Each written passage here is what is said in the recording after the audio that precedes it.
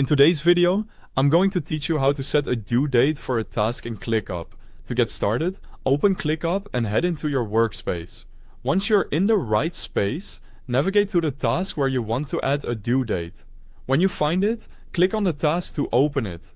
This will bring up the task details, where you can manage scheduling information and make sure the task is properly tracked. At the top of the task window, look for the Dates field and click on it.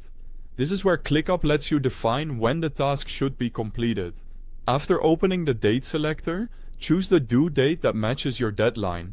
This helps keep your work organized and makes it easier for you or your team to stay on schedule. If you also want to set a specific due time, you can do that in the same Date selector. Just choose the time that works best for the task.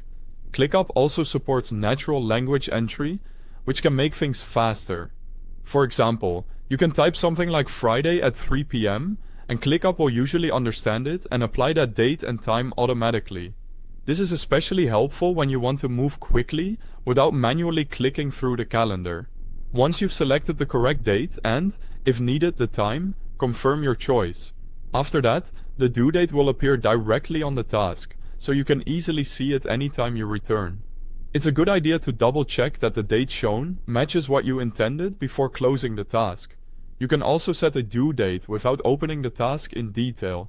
In List View, open your list and locate the due date column.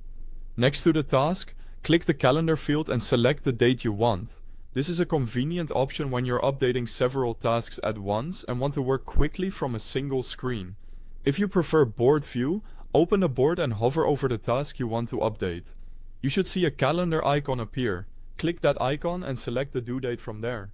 This method is useful if you manage tasks visually and like working with cards instead of rows. Finally, open the task again and check the Dates field to confirm everything was saved correctly. You should now see the selected due date displayed on the task. Thanks for watching.